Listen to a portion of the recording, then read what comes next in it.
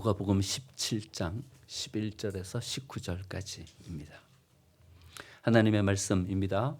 예수께서 예루살렘으로 가실 때에 사마리아와 갈릴리 사이로 지나가시다가 한 마을에 들어가시니 나병 환자 10명이 예수를 만나 멀리 서서 소리 높여 이르되 예수 선생님이여 우리를 불쌍히 여기소서 하거늘 보시고 이르시되 가서 제사장들에게 너희 몸을 보이라 하셨더니 그들이 가다가 깨끗함을 받은지라. 그 중에 한 사람이 자기가 나은 것을 보고 큰 소리로 하나님께 영광을 돌리며 돌아와 예수의 발 아래 엎드려 감사하니 그는 사마리아 사람이라. 예수께서 대답하여 이르시되 10사람이 다 깨끗함을 받지 아니하였느냐? 그 9은 어디 있느냐? 이 이방인 외에는 하나님께 영광을 돌리러 돌아온 자가 없느냐 하시고 그에게 이르시되 일어나 가라. 내 믿음이 너를 구원하였느니라 하시더라. 아멘. 최선을 다해서 한 해를 살았습니다. 이제 한 해의 마지막이 이렇게 우리 앞에 다가와 있는데 주변의 상황을 둘러보면 이건 정말 감사하다 싶은 일보다는 이것도 힘들고 저것도 힘들고 이 문제는 해결되지 않았고 여전히 이 문제는 과제로 남아있고 이런 일들이 훨씬 더 많은 것을 보게 됩니다. 다음 주 추수감사주일이 앞에 다가왔지만 어째 감사해야 할까 하는 마음을 가지시는 분들도 있을 것이다 생각합니다. 왜 우리는 감사하지 못할까? 그 부분을 한번 오늘 본문 말씀을 통해서 한번 살펴보고요. 감사를 회복하는 것이 우리에게 왜 필요한 것인가 하는 부분도 한번 살펴보려고 합니다.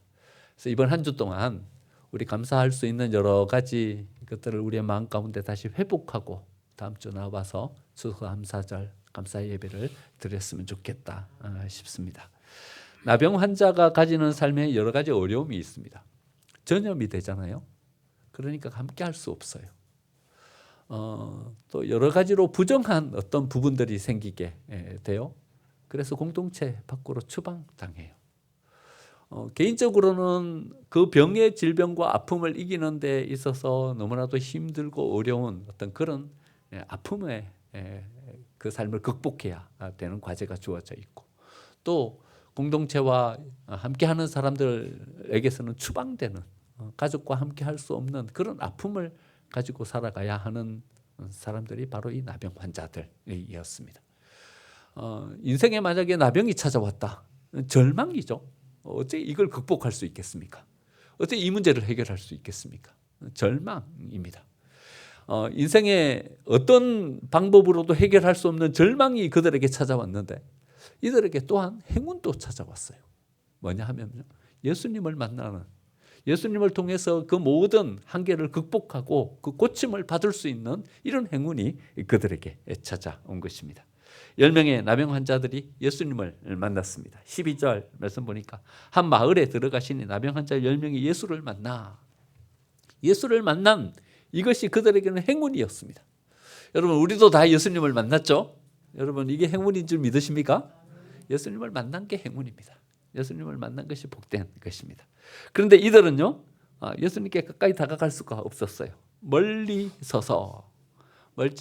서서 예수님을 바라봅니다. 하지만 그들이 가졌던 그 희망을 포기하지 않습니다. 간절한 마음으로 예수님을 부르며 간청합니다. 우리를 불쌍히 여기소서. 멀리 서서 예수님을 부르면서 우리를 불쌍히 여겨달라고 우리에게 은혜를 베풀어 달라고 간절한 마음으로 예수님께 요청드립니다. 그래서 예수님은 그들에게 나오셔서 이렇게 말씀하십니다. 제사장에게 가서 너희 몸을 보이라. 그때는요 나병인지 나병이 아닌지 그걸 누가 판별했냐 하면요 제사장들이 판별했어요. 제사장들에게 하나님께서 레위기의 어떤 율법의 계명으로 이러한 것은 나병이니까 공동체에 함께 머물게 할 수 없다. 이렇게 어떤 그것을 판별할 수 있는 어떤 도구들을 주셨어요. 제사장에게 가서 나았습니다. 판별되면 어디로 돌아갈 수 있냐 하면 집으로 돌아갈 수 있어요. 제사장에게 가서 제사장이 완치됐습니다. 이렇게 판별하면 이제 직장으로 돌아갈 수 있게 되었어요. 그의 삶을 살아갈 수 있게 된 거죠. 그래서 예수님이 이렇게 말씀하신 거죠. 제사장에게 가서 너희 몸을 보이라 말씀하신 것은 내가 너희 고쳐주겠다. 이제 가서 판별받고 너희 집으로 돌아가고 너희의 삶의 일터로 돌아가라. 그리고 너희의 삶을 세워가라. 이렇게 말씀하고 계시는 거죠. 그들이 돌아가다가 자기 몸이 다 나은 것을 알았어요. 여러분 뛰기 시작했죠? 막 뛰기 시작하는 거예요. 여러분 근데 뛰는 방향이 달라요. 9명은 어디를 향해서 뛰는 겁니까? 제사장을 향해서 뛰는 겁니다. 빨리 가가지고 제사장에게 가서 난 나왔습니다. 이 판별 받고 집으로 가려고. 가족을 떠나 있었잖아요. 일터도 떠나 있었잖아요. 보고 싶은 아내, 보고 싶은 자녀들. 빨리 가가지고 완치됐습니다. 이 판정 받고 자기 집으로 돌아가려고 뛰는 겁니다. 제사장을 향해서 막 뛰는 겁니다. 근데 한 명은 방향이 달라요. 다른 방향을 향해서 뛰는 거예요. 이 사람은 어디를 향해서 뛰는 거예요? 예수님을 향해서 뛰는 거예요. 가다가 나았어요. 나았는데 이 자기의 어떤 나병 이것을 고쳐주신 그 예수님의 은혜가 마음속에 북받쳐 올라오는 거예요. 야, 나 같은 사람에게 하나님께서 이 은혜를 베풀어 주셔서 이 나병이 이제는 깨끗하게 나았구나. 제사장에게 보여줘야 합니까? 멀쩡하게 나으면 나은 거죠, 그렇죠? 그 은혜가 너무나도 감격스러워서 또 이 사람은 예수님을 향해서 막 뛰어오는 것입니다. 예수님에게 나와서 감사한 사람 한 사람밖에 없어요. 나머지 9명은 다 제사장에게 가서 그 몸을 보이고 자기 집으로 돌아가고 자기 직장으로 돌아가느라고 바빴어요. 한 사람만 돌아온 거죠. 여러분 이런 배은망덕이 어디 있습니까? 고침받았으면 감사해야죠. 나 고쳐주셔서 감사합니다. 감사해야죠. 그런데 왜 9명은 감사하지 못했을까요? 감사하지 못하고 예수님께로 돌아와서 나 고쳐주셔서 감사합니다. 왜 이렇게 말하지 못했을까요? 여러분 나병에서 고침받는다는 게 이 보통 은혜는 아니지 않습니까? 이 정도의 은혜를 입었다면 감사해야 하는데 감사하지를 못하는 거예요. 그래서 한 3가지 정도 한번 찾아봤어요. 왜 감사하지 못할까? 여러분 한번 이번 주에 우리의 삶도 이렇게 되돌아보면서 우리가 하나님 앞에 그렇게 썩 감사하지 않은 이유가 이런 이유 때문은 아닌가 한번 생각해 보시죠. 연말이 되고 감사주일이 되었는데 우리의 마음 가운데 감사주일이 기다려지면서 야 그래 하나님이 내게 베풀어 주신 은혜가 감사하다. 감사함으로 나오지 못하는 이유가 이런 이유 때문이 아닌가. 첫 번째는요. 내가 그럴 만한 사람이다 이래 생각한 거예요. 내가 은혜 받을 만한 사람이다 이래 생각한 거예요. 9명은 다 어떤 사람이에요? 유대인들이에요. 한 명만 사마리아 사람이에요. 그렇죠? 유대인들이에요. 율법 지켰어요. 안식일도 지켰어요. 구제도 했어요. 그러니까 할 만큼 했어요, 내가. 그러니까 원치 않는 나병이라는 질병이 찾아와서 그렇지. 그전에는 하나님 보시기에 반듯한 삶을 살았어요. 그러니까 하나님이 나한테 이런 은혜를 베풀어 주시는 것은 어쩌면 당연한 거야. 내가 하나님 앞에 이렇게 충성하고 이렇게 헌신하면서 나아갔는데 하나님이 나한테 이 정도 은혜를 못 베풀어 주셔? 이 정도 은혜 베풀어 주시는 건 당연하지. 그러니까 자기 자신을 어떤 모습으로 세웠냐 하면요. 행운이 깃들 만한 어떤 은혜가 나한테 임할 만한 그런 존재로 자기 스스로를 생각했기 때문에 고침받은 것에 대해서 어떤 큰 감격을 가지고 예수님께 나아가지 못했던 거죠. 두 번째는요. 누군가의 희생이 있었다는 것을 생각하지 못하기 때문에 감사하지 못했어요. 예수님을 만났어요. 그런데 예수님을 만난 것이 그들에게 있어서는 너무나도 큰 은혜죠. 그런데 예수님이 이 세상에 오신 것이 여러분 그저 오신 겁니까? 그저 오신 건 아니에요. 예수님이 이 세상에 오신 것은요. 창조주로서의 하나님의 자리를 포기하신 포기가 있었기 때문에 예수님이 이 세상에 오시고 그 10명이 예수님을 만난 거예요. 인간의 몸을 입으시고 자기를 제한하신 그 희생이 있었기 때문에 예수님을 그들이 만날 수 있게 된 거죠. 그러니까요. 그들이 나병에서 고침받은 것은 누군가의 희생으로 이루어진 거예요. 예수님이 자기를 포기하신 그 포기로 이루어진 거예요. 우리가 감사하지 못하는 것은요. 이런 이유 때문에 감사하지 못해요. 누군가는 저쪽에서 희생하고 있고 누군가는 저기에서 포기하고 있고 누군가는 저기에서 아픔을 겪고 있고 이것을 생각하지 못하기 때문에 우리는 여기에서 우리가 누리는 그 은혜에 감사하지 못하는 거죠. 세 번째는요. 10명이 다 고침받아서 그래요. 그렇죠? 10명이 다 고침받아서 감사하지 않았어요. 그중에서 5명만 고침받았어요. 그럼 어째 됐을까요? 5명은 안 고쳐졌는데 5명만 딱 고쳐졌어. 아니 좀 더 극단적으로 이야기해서 7명은 고침받지 못했는데 3명만 고침받았어. 그러면 그 3명은요 너무나도 감사했을 거예요. 야, 이 사람들은 다 고침받지 못했는데 나는 고침받았다. 이 은혜에 감사하면서 갖는 거예요. 그런데 다 고침받았어. 은혜가 보편화된 거예요. 여러분, 은혜가 보편화되면 그 은혜의 값어치가 없어지는 겁니까? 보편화되어도 그 은혜는 은혜인 거죠. 우리에게 허락해 주신 은혜의 크기, 그 값어치는 변함이 없는 거죠. 근데 모든 사람들이 다 고침받고 나니까 특별하게 나한테 허락된 것이 없다 생각하면서 감사하지 못하는 거죠. 우리의 마음이 그런 것 같아요. 우리가 어떤 것을 얻지 못할 때는 그것을 얻기 위해서 애쓰고 노력하면 그것만 내가 가지면 좋겠다. 선망의 마음이 우리 마음 가운데 생기는 거죠. 내가 그것만 되면 좋겠다. 이런 마음이 생기는 거죠. 그런데요, 우리가 경험하건대 막상 그 자리에 딱 올라가면 이제는 뭐가 보이냐 하면요, 이게 보이는 거예요. 주변에 그 정도의 삶을 누리는 사람들이 쭉 보이는 거예요. 내가 올라가기 전에는, 그 자리에 서기 전에는 그 자리에 섰으면 좋겠다 선망의 마음이 생기다가 이제는요 질투의 마음과 비교의 마음이 돼버리는 거예요. 나는 이 정도인데 저 사람은 저걸 가지고 저 정도로 하네. 나는 이 정도의 자격을 갖추고 여기 올라왔는데 저 사람은 이 자격도 없는 사람이 저기에 서 있네. 비교가 되고요, 질투가 돼버리는 거예요. 그래서 우리는 하나님 앞에 감사하지 못하는 거예요. 하나님께 우리가 감사할 수 있는 것은요, 하나님이 내게 허락해 주신 그 은혜에 집중하면서 나아갈 때 우리는 하나님께 감사하면서 나아갈 수 있게 되는 거죠. 여러분, 한번 이번 한 주를 보내면서 한번 생각해 보시죠. 여러분, 우리가 하나님 앞에 감사하지 못하는 이유가 이런 이유 때문은 아닌가 한번 생각해 보시죠. 두 번째로요, 우리가 은혜를, 감사를 회복해야 될 이유가 있어요.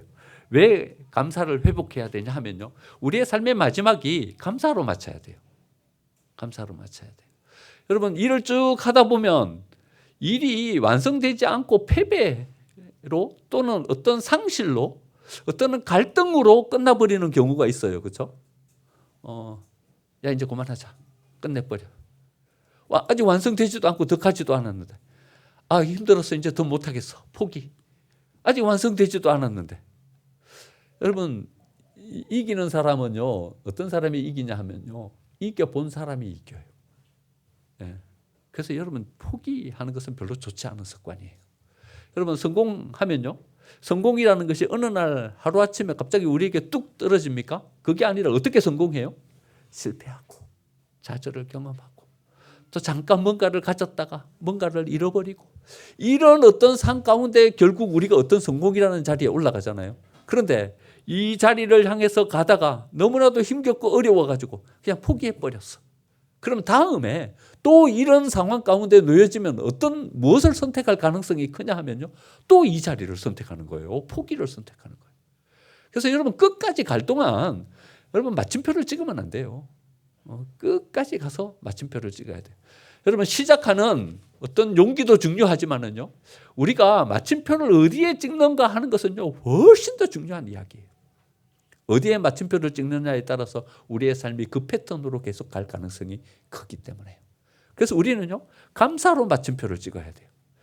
우리의 삶이 다 성공으로 끝날 수는 없잖아요. 그렇죠? 성공으로 끝날 수는 없어요. 어떤 것은요, 가다가 보면 실패로 끝나요. 그런데 실패로 끝내지 말고요, 뭘로 끝내야 하냐 하면요, 그 속에서 감사할 조건을 찾아서요, 감사로 끝내야 돼요. 어떤 때는요, 큰 상실을 경험할 때가 있어요. 경제적인 손실을 입고 마음속에 어떤 허탈함을 가지고 설 수밖에 없는 그 자리에 설 때가 있어요. 그래도요, 상실로 끝내면 안 돼요. 뭘로 끝내야 되냐 하면요, 그 자리에서 뭔가를 찾아보세요. 찾아서 감사할 한 가지의 조건이라도 찾아서 감사로 끝내야 돼요. 그래도 감사하다. 감사로 끝내야 돼요. 왜 감사로 끝내야 되냐 하면요, 감사로 끝내야 그 다음에 또다시 우리가 뭔가를 시작하고 또 뭔가를 이룰 수 있는 힘을 거기서 얻을 수 있기 때문에 그런 거죠. 여러분 보면요, 9명이 그냥 갔지만 한 사람은 돌아왔잖아요. 그러니까 11조는 된 거죠. 예수님이 11조는 받으신 거죠. 그러니까 우리의 삶 가운데요, 9가지 만족스럽지 못한 실패와 좌절이 있다 할지라도요, 그 중에 한 가지라도 감사할 조건이 우리 눈에 띄면요, 그 한 가지를 붙잡고 감사하면 돼요. 이게 11조의 감사예요.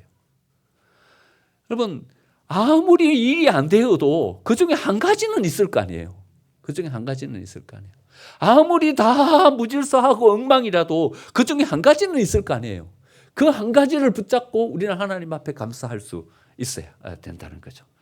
10명이 치유받았는데 한 명이 돌아와서 감사해서 이 이야기는 아름답게 맞춰지게 되는 것처럼 우리의 삶 또한 감사로 마무리될 때 하나님께 영광이 될 뿐만 아니라 우리의 삶 가운데도 하나님의 은혜가 임하게 된다는 거죠. 하나님 은혜 주시는 두 사람이 있어요. 성경을 쭉 읽어보면요. 이 사람한테는 반드시 하나님이 은혜 주셔. 어떤 사람인가 하면요. 작은 일에 충성하는 사람. 큰 일 맡겨야 잘하는 사람. 이 사람은요. 우리가 보기에도 그래. 이 사람은 실속이 없는 사람일 가능성이 커. 그렇죠? 작은 일에 충성하는 사람. 이 사람은 중심이 된 사람이야. 일 시켜보면 알아요. 그렇죠? 그러니까 작은 일에 충성하는 사람. 이 사람은 하나님의 은혜를 주셔요. 이 사람은 중심이 됐다. 뭔가에 대한 태도와 마음 자세가 됐다. 은혜를 주셔. 또 어떤 사람한테 복을 주시냐 하면요. 감사하는 사람한테 복을 줘요. 하나님 감사합니다. 감사하며 나아가는 이에게 하나님 은혜를 베풀어 주셔요. 제가요 부목사 할 때 한참 늦게까지 일을 하고 있는데 한 청년이 찾아왔어요. 낯선 청년이 깔끔하게 차려입었는데 교회에 잠을 재워달라고 그러는 거예요. 그 뭔 얘기인가 들어봤더니 대구에서 올라왔어요. 막차 고속버스 타고 올라왔는데 내일 음대 실기시험을 봐야 돼. 실기시험을 봐야 되는데 11시 반 다 됐는데 어디 잘 데를 못 찾고 뭐 서울 지리에도 익숙지 않고 찾아보니까 교회 십자가가 바로 옆에 보이니까 교회를 찾아온 거예요. 찾아왔는데 사무실 불이 켜졌으니까 두들겨갖고 목사님 저 좀 재워주세요. 근데 낯선 사람을 어떻게 재워요? 교회에다가 누군지를 알고 재울 수가 없잖아요. 그래서 내가 어디 잘만한 곳 내가 알아봐 주겠다고 그랬더니 나는 교회에서 자고 싶대. 기도하면서 나 내일 음대 실기시험 보는데 잘못하면 떨어질 수도 있을 것 같아요. 그래서 내 기도하고 싶어요. 나 여기 재워주세요. 저도 보니까 일이 빨리 끝날 것 같지가 않아. 오늘 밤새서 해야 될 것 같아. 그래서 권사님들이 기도하는 기도방이 있어서 거기서 좀 자라고 여기도 괜찮겠냐고 그랬더니 좋다고 거기서 자겠다 그래요. 재우고. 그래서 저도 새벽 예배 마치고 난 다음에 데리고 가고 해장국 사주고 실기시험 보냈어요. 보냈는데 합격했어요. 합격해가지고는 우리 청년부로 왔어요. 이 청년이.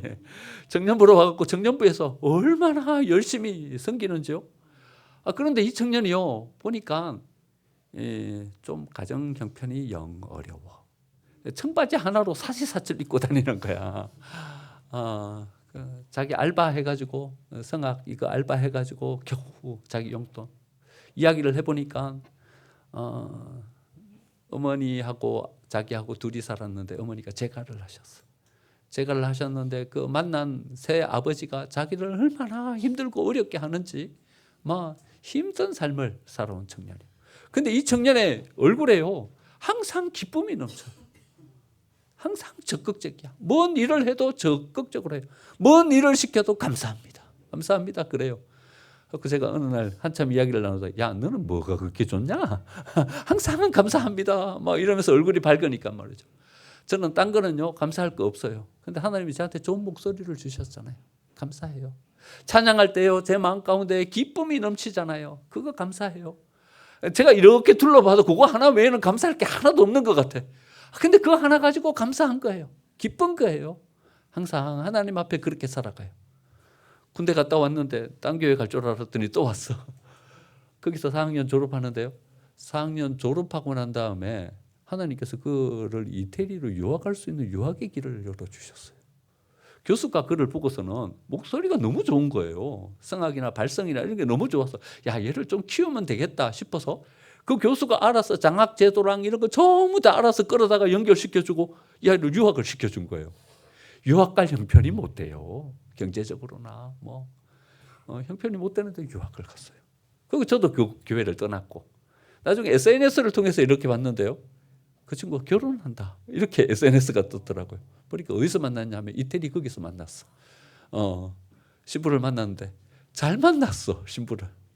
자기는 가난하고 어려운데 신부는 아주 부잣집 신부를 만났어. 그래서 그 처갓집 도움으로 거기서 공부를 다 마쳤어요. 다 마치고요. 학위 받아갖고 와갖고 지금 국민대 교수예요. 할렐루야죠. 그렇죠? 그래서 저는 이래 생각해요. 이 친구가 왜 하나님 앞에 은혜와 복을 받아 누리게 됐을까? 그 친구의 입에 늘 감사가 넘쳤기 때문이지 않을까. 하나님께서 그것을 받으시고 하나님께서 그의 삶 가운데 은혜를 베풀어 주신 거죠. 감사할 조건은 요거 하나밖에 없어. 나머지는 전부 다 그의 삶의 어려움 투성이야. 그런데요, 이 감사를 받으시고요, 하나님께서 이 감사의 불을 그의 삶 가운데 불지펴 주신 거죠.